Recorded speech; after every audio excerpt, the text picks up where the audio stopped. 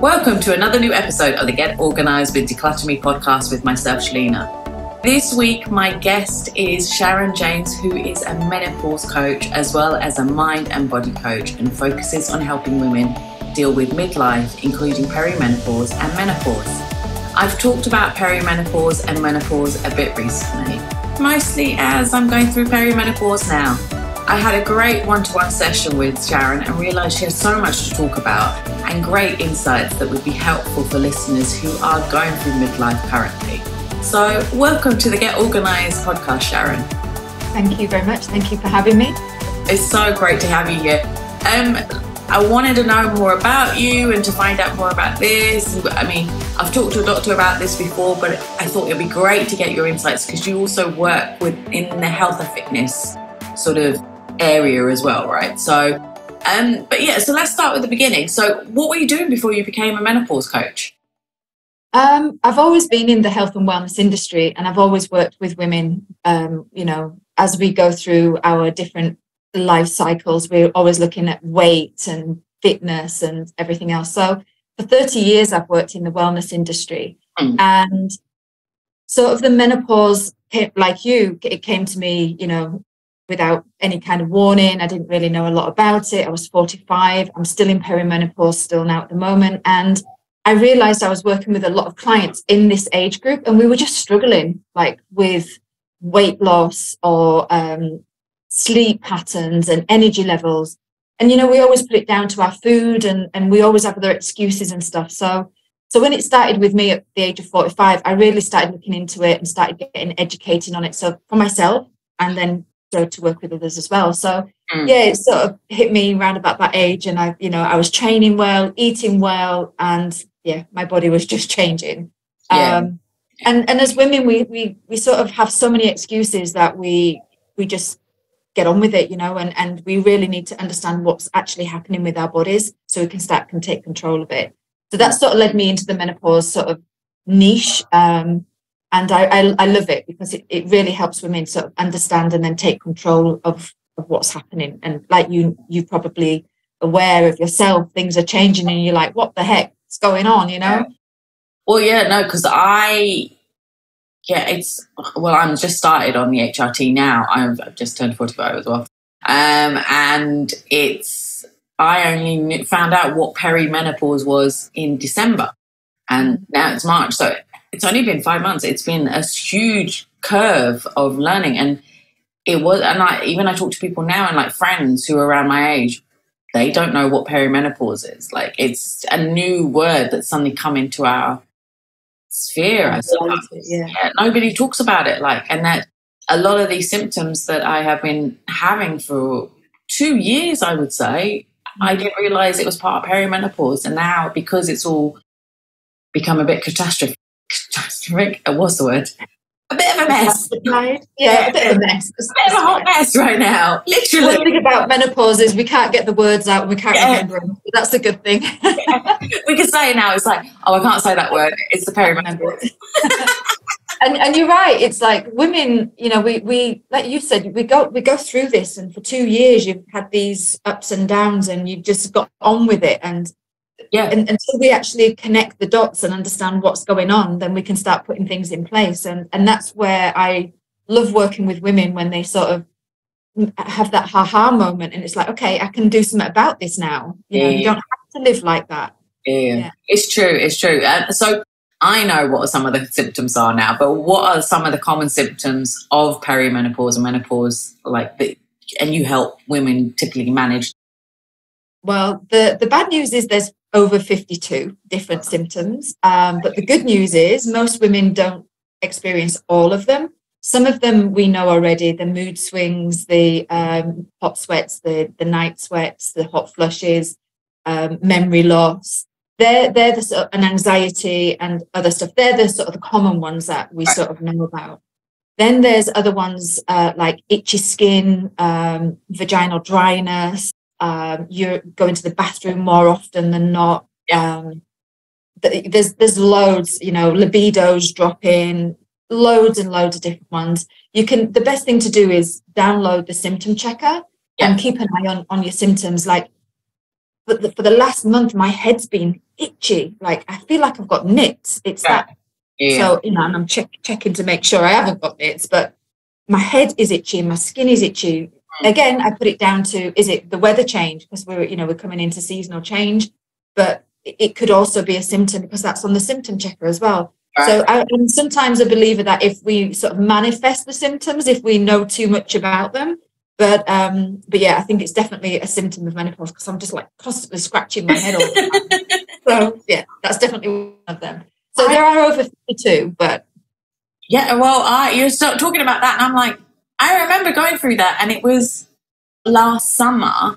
I had that, and then I was seeing Instagram posts with Taika Waititi, and his daughters had nits. So I was like, oh my God, maybe I have nits. And then I was looking and checking, and then it was like, no, it's not nits. I go near children, but I'm not that close. You know what I mean? So now it's like, oh God, it's part of this. It's there's so many things. Like the dryness is and the libido. It's sudden, and you just don't know, and it's just like you just feel like can't be bothered with anything. And again, we just sort of okay, so it is what it is, and we sort of don't like I said before, connect the dots to it. And as soon as we start taking control and understanding what's happening, there's lots of things we can do and change, and it really does help. Regardless of whether you go on HRT or whether you do it holistically, so much we can start to do. And I know it's that old cliche of women are constantly having to look after their weight. We're always conscious about our weight, and we're always conscious about our energy levels and lack of sleep. And it's that vicious circle that women tend to go through. But it is really, really important at this stage because it does wipe you out if you're not aware of it as well. So what do you say to your clients to start helping them to deal with these symptoms? Like, so first of all, it's about education. So it's understanding, when we were both going through it, we didn't know what perimenopause was.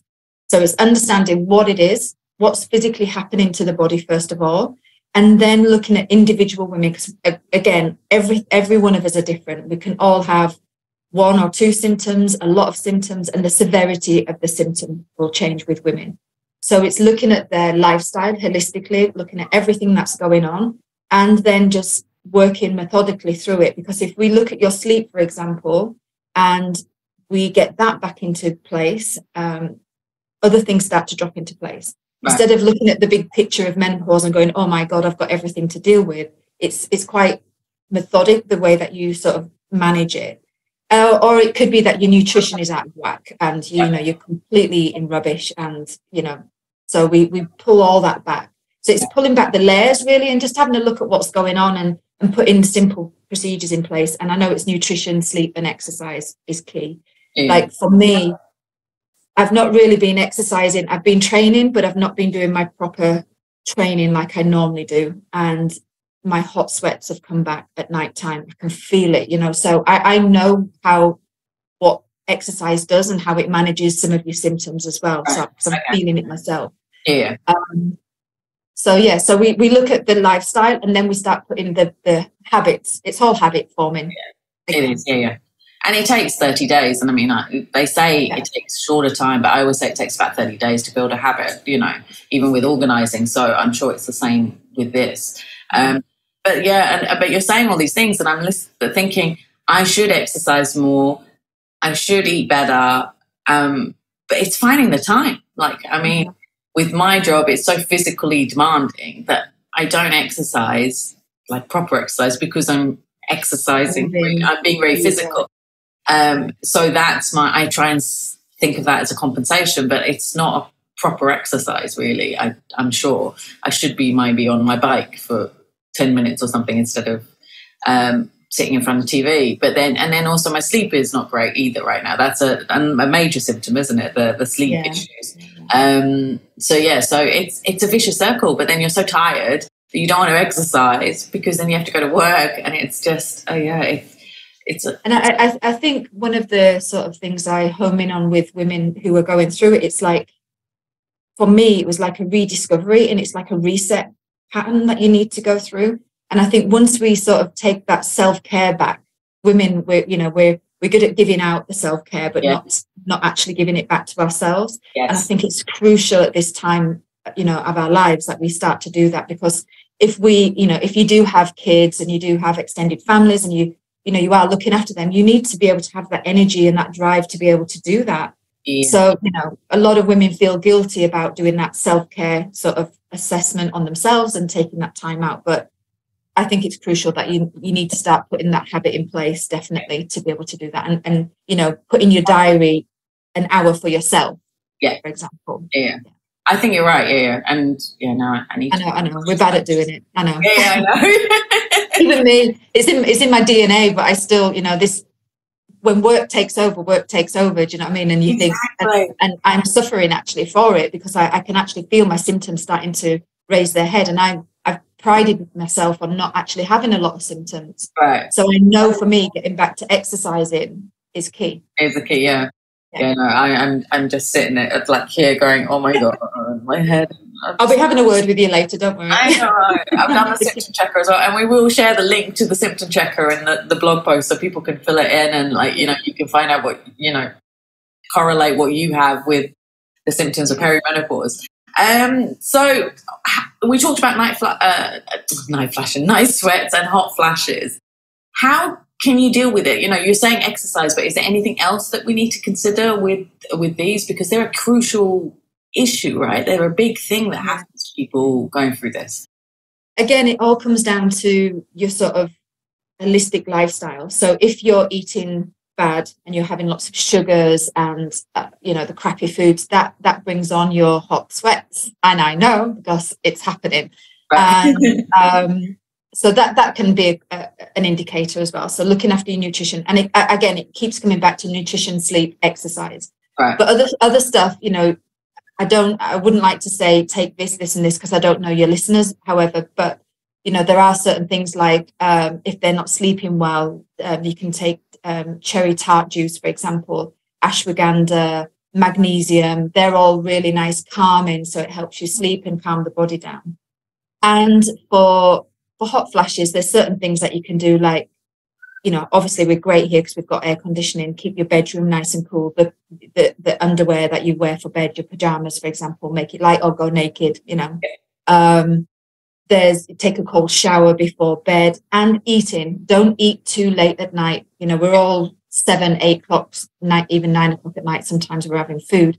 Our body temperatures are rising at that time as well. So the last thing we want to do is add loads of heavy foods, so our bodies heat up to break that food down thermogenically. So these are all little tips that when I look at your lifestyle and where you're doing certain things, we can pull back and tweak things to help you with the hot flashes.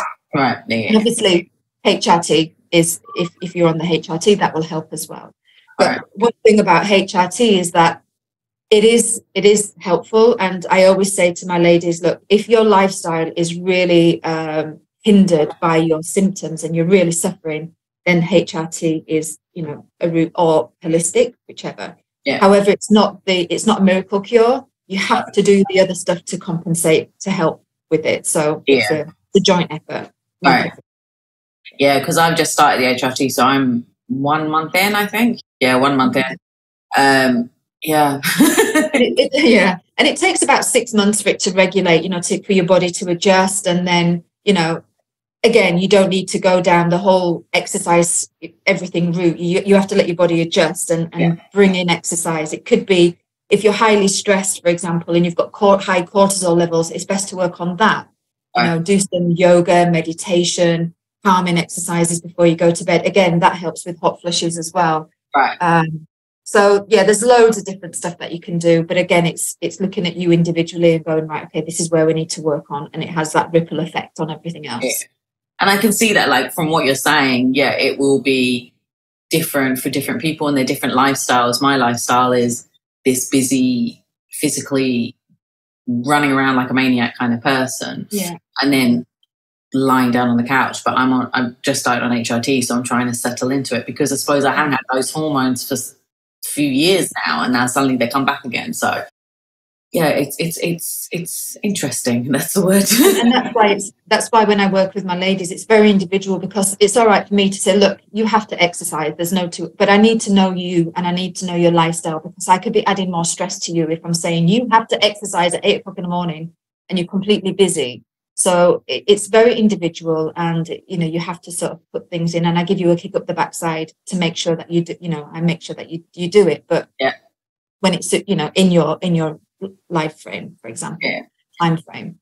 Yeah. And I think that's the thing, because we, as women, we're told to do so many things, and you see it on, the newspapers, the magazines, social media, that you should be doing this, you should be doing that. And that just adds more pressure to what you're already dealing with. And the anxiety is a big thing, because that's what I'm seeing with a lot of clients in this, in the 40s to 50s range right now, are dealing with anxiety and can't declutter and organize their homes because they're suffering from this and not realizing that it might be perimenopause as well. So it's getting people to realize that they have to do things on their own time and their own lifestyle, and in small stages. Perimenopause has been, it's going to come regardless. So and that's why when I say to women, I'm a menopause coach, the first thing they say is, "Oh, I'm not there yet," and I'll go like, "Well, how old are you?" So even in your early 30s, if you have bad habits, I'd say start changing them now, because it will help so much when you get into your 40s and stuff. And that stress and that anxiety, I think we can cope better with once we've got good habits in place. Yeah. And I know how you feel, but I know what you're saying about the clutterness, because I'm fairly, if you come to my house, you'd probably look at it differently, but when I've got clutter around me, it really gives me more anxiety than I would have had before. But so I just want to just get rid of everything, just clear it all out to give me that that different energy that I'm looking for. I think your energy levels change, or your energy, input and output changes, I think. Yeah, it does for sure. Yeah. And I can see it with all these clients right now who are going through this, that you can see the weight lifted off their shoulders, and then they can then go on to doing something else, whether it's, exercising, their work, being creative, because they didn't have that before, because they're dealing with so many things, and it's just, adding and adding and adding, isn't it? With all the symptoms. So, it's hard. Yeah, I can definitely see that. Right. So let's talk about how do we address the emotional and psychological changes that occur, such as the mood swings and the anxiety? Yeah. So I think there's a couple of things there. Is, first of all, it's acceptance that this is happening. We all, and I think, the menopause has got a bad rap. People think, oh, we're old, we're put out to pastures because we're going through the menopause. But I think for me, it's mindset. You can still do anything you want to be able to do. It doesn't matter what age you are, right? And I truly believe that. So first of all, it's your mindset to deal with the emotional and psychological aspects of what's coming. And once you've sort of got it in your head that, okay, this is doable, I can manage it. And again, every woman is different. So, we have to go with each woman individuality. But I think once you understand it and you've got a good grip of it, then I think the psychological and the emotional aspects of it are easier. Yeah. And allowing yourself to have those down days as well. We all have them, whether we're going through menopause or not. We all have down days, and it's about accepting that you are absolutely shattered from the outside influences of menopause. So it's again that self-care aspect of it, and just really putting that self-care aspect in place, and then really looking at the integrations of what you can do into your day-to-day life to change it. And being aware of, that there's other stuff like your happy hormones you can tap into, your serotonin, your melatonin, your dopamine, your endorphins. It's adding all that to your lifestyle to be able to give you that boost of energy as well. Yeah. Yeah, that's so important. For me, it's listening to music. So if I listen to music, like playing with your animals, having that touch, that oxytocin, the love hormone as well, getting all that. So there's loads of different little quick wins we can add into our day-to-day life to be able to help with some of the symptoms that we get. Yeah. It depends on whether the cats want me to touch them. That's yeah. If it's like mine, she's an as and when person, cat mine. Yeah. Well, I'm surprised Keanu isn't here today on the table, because he usually is. But yeah, no, it depends on their mood. Cats, they're a pain. Let's talk about sexual changes, because we mentioned libido. That like my libido just disappeared. I just could not be bothered. I was like, I don't care. And yeah, it's a tough one, because I always think, right, look, if you are sexually active before you go through the menopause, then you'll have your downs because of the change of estrogen and progesterone and testosterone, not everything. Right. But I think if you're not sexually active and you're not active in that area before, then you're probably not going to be that active during. But right. then saying that, some women do say that it actually picks up. Yeah. You actually become more sexually active. And I think that might be because you gain a bit more confidence. You don't have to deal with periods anymore. You're not going to get pregnant. So there's a lot of different stuff. And I think when I'm with my clients, when we talk about, it's about communication with your partner. It's about, resetting boundaries with them, getting them to understand what's going on with you. Because the reason why our libido drops is because of testosterone. We lose our testosterone, estrogen, and progesterone. But also as well, because in the vagina, the walls of the lining gets very thin and it can hurt. Right. So there's all different stuff going on. The dryness, for example, is, but there's things that you can use and to combat that. Right.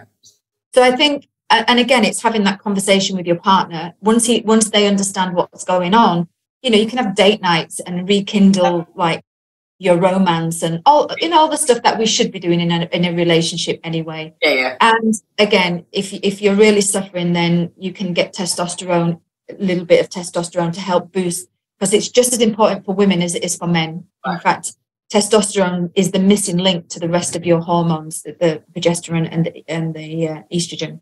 So it's a little drop. Yeah, I can see that already. I mean, I'm feeling that because I haven't had the testosterone yet, and I can feel that that's the missing thing, because my energy levels, there's a lot of things that have just gone. And I have a feeling now, after talking to you and talking to Dr. Fiona and also researching, that it's the testosterone that's missing for me. And you usually find it's not given to women. It's for a long time it's always been estrogen and progesterone, but the science now is obviously that testosterone is the missing link especially for women, for energy levels. So it makes sense. I mean, because it's there, or it was there before, so to have it not there now, you can feel it. I mean, I've been told I have to wait a little bit, but I'm just waiting now. I'm like, let's give it to me now, like the sooner the better. And it's funny because obviously being in the wellness industry and training women, and again going back to exercise, doing some really good weights is crucial for us going through for osteoporosis in post-menopause. And women usually say to me, but I don't want to get muscly, and I'm like, you haven't got the testosterone that men have, unless you're injecting it. And now they're saying, well, what if I put testosterone, am I going to get, but it's like a pea drop, right? You might get a little hair coming out or something where you apply it, but you're not going to get big muscles from it. So I reassure you that it's far better to have the testosterone than worry about getting big muscles. Well, that's the thing. But it's funny about the hair thing, because my friend who is on it, she said, you have to be careful where you put the testosterone, because hair will start growing, so you have to put it in different places each time. And because she wants to start doing laser again, and I went, well, I've done all that, so I should be all right. But I'm like, no, I'll be very annoyed if the hair starts coming back again. Like, paid a lot of money. It's a tiny little bit. It's not going to be. It's like anyway. Vanity, that's where it comes in as well. Oh, no, I tell you. But it's been the best thing in the world just to get rid of all the hair. Like, you don't have to shave, you don't have to do anything. Amazing. Today is too much information from Shalina. I've told you about everything. My periods, my libido, my hair. You have to give us an update of how much hair comes through on the testosterone. I will, Just whip it off. I'll put it at the start of an episode going, I've got hair coming out. Oh my God. Sorry, listeners. So we talked about HRT, but you go through other, the holistic. What's the holistic approach? Is that what you were saying before with the I mean, Again, it depends on you and the severity of your symptoms of what route you go down. So HRT obviously is looking at your progesterone, estrogen, and testosterone. And just one thing, a lot of women ask me why we get so many symptoms, and it's because our estrogen is our receptors are all over our body. So that's why we get symptoms from our head to our toe, basically, because estrogen falls from everywhere from the body. So HRT is obviously the replacement of that. And like you said, once women start getting on that, their lives are literally just turned around. Now, the other one, the ones that you might have heard is you've got body and you've got bio-identical, which are matched to your sort of your DNA. Kind of. Again, if you talk to some doctors, they don't recommend it. Other doctors fully endorse it. Then you've got the herbal route, which some people go down, which I'm sort of going down that route myself. So taking stuff like ashwagandha, magnesium, and just, just trying to do it naturally through my food, my exercise, and my and sleep. So again, there's all sorts of, and you can have a combination of all of them. There's no right or wrong way. It definitely depends on you and what your needs are. And the best thing to do is, get some education behind you, and then go and talk to your GP and have a discussion. And that's where taking the symptom checker into your GP is crucial. And then you can download the diary. So you monitor your sleep, your moods, your food, your bathroom movements. And I didn't realize was a thing. And then I was like, I do go to I always gone to the toilet a lot, but this was even more. And then it was because of you that I realized, I was like, okay, this is a symptom as well. and it is a symptom, but then that affects your sleep pattern. Because you're waking up to go to the bathroom. So it's like, what can we do to change that so that we don't break out of that REM cycle all the time to go to the bathroom? And that's what's happening to me at the moment. I'm going to the toilet twice and I'm like, have I got diabetes? Have I got, because that's a sign of diabetes. I was like, oh my God. So I'm back training and exercising next week. Yeah. I don't care. If you want to get an appointment with me, I'll be in the gym. Find me there. Last night was the same. I was in the toilet a lot and I was like, this is ridiculous. And then you get so thirsty because you're going to the toilet so much. So then you want to drink water. And then I'm like, no, because then I have to go to the toilet again. It's just a vicious circle. So tracking everything as well. And then you can take it into your GP and go, look, this is what's happening to me. And they can then go through that with you because they're going to ask you these questions anyway. So have it in there and, be aware of what things you can take, like patches, gels, sprays. The dosage will obviously be individual for every woman. And that's something you'll discuss with the GP. But just be forearmed, or forearmed is forewarned, I guess the saying is. So have that and take it in with you. And that's a really good step to have. Be aware of yourself. Right. But you say talk to the GP, but I'm finding GPs here are not aware about this, or it might be a cultural thing as well, because, we have a lot of old school kind of doctors here. So, there are limited specialist doctors in this, but a GP.